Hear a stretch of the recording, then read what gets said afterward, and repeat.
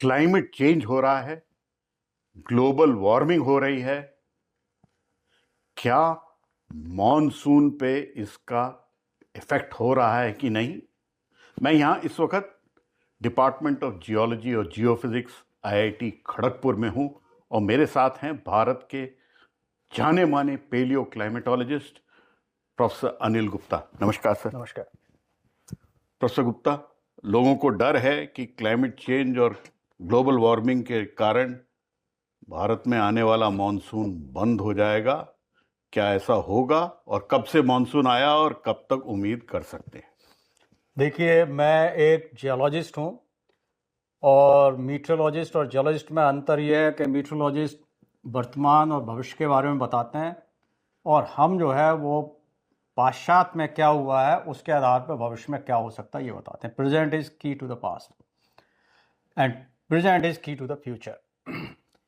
तो हमारा जो दक्षिण एशिया का जो मानसून है, जिसको हम भारतीय मानसून भी कहते हैं, ये लगभग 13 मिलियन ईयर 1 करोड़ 30 लाख वर्ष पूर्व इसका उदय हुआ और इसमें बहुत सारे परिवर्तन हुए पिछले समय में, बल्कि जो इस समय हम वर्तमान में जितने परिवर्तन देखते हैं, बदलाव देखते हैं, उससे भी अधिक तीव्रता के जो घटनाएं हैं, जो इवेंट्स हुए हैं, वो मानसून में हुई हैं।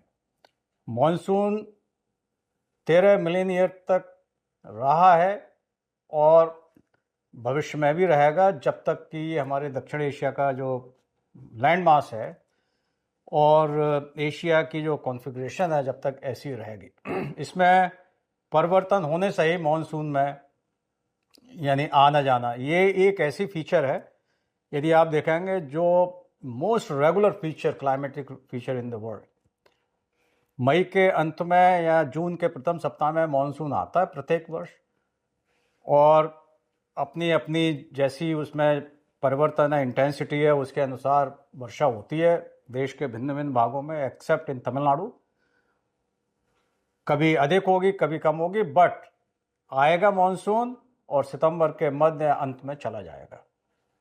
किसी वर्ष में कम होगी, किसी वर्ष में अधिक होगी, वो हम सब जानते हैं, नेचुरल वेरिएशन, प्राकृतिक है। कभी एल नीनो के कारण है, एल नीनो सदर्न ऑसिलेशन के कारण है, कभी सोलर इंटेंसिटी है, कभी जो प्राकृतिक जो फैक्टर्स हैं उनके कारण से मानसून में परिवर्तन हो सकते हैं। बट जैसे जैसे हमारी पृथ्वी का जो टेम्परेचर है, ग्लोबल वार्मिंग है, जो बढ़ेगा, मानसून में तीव्र गति के जो इवेंट्स हैं वो बढ़ेंगे, बट मानसून रहेगा।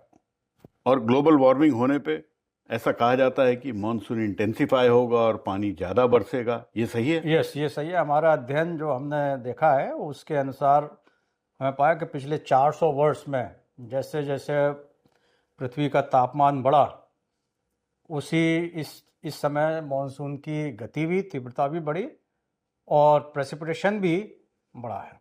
बट ये पिछले 400 वर्ष का रिकॉर्ड है। माने ग्लोबल वार्मिंग से हमें ऐसा घबराने की जरूरत नहीं है कि भारत में सूखा पड़ जाएगा, पानी नहीं आएगा, पानी नहीं बरसेगा। ये नहीं होने की उम्मीद है। एकदम नहीं। मानसून आएगा और मानसून जाएगा और वर्षा भी होगी और जल भी रहेगा। बट ये है कि मानसून की जो जो तीव्रता है, मानसून की जो इंटेंसिटी है, उसमें परिवर्तन होने की संभावना है। बहुत बहुत धन्यवाद अनिल गुप्ता साहब समझाने के लिए। तो ये थे प्रोफेसर अनिल गुप्ता, भारत के जाने माने पेलियो क्लाइमेटोलॉजिस्ट, आईआईटी खड़गपुर में प्रोफेसर हैं, बताते हुए कि 1 करोड़ 30 लाख साल से मॉनसून आ रहा है और जब तक दक्षिण एशिया का कॉन्फ़िगरेशन लैंड का वैसा रहेगा तो मॉनसून आता रहेगा। ग्लोबल वार्मिंग से मॉनसून में पानी की मात्रा बढ़ेगी, एक्सट्रीम इवेंट बढ़ सकते हैं, लेकिन पानी की कमी नहीं होगी, पानी आएगा। तो ऐसे घबराने की ज़रूरत नहीं है कि भारत में ग्लोबल वार्मिंग के कारण सूखा पड़ेगा। प्रोफेसर अनिल गुप्ता इस एरिया के बहुत जाने माने वैज्ञानिक हैं। डिपार्टमेंट ऑफ जियोलॉजी और जियोफिजिक्स, आईआईटी खड़गपुर से पल्लव बागला, एनडीटीवी इंडिया के लिए।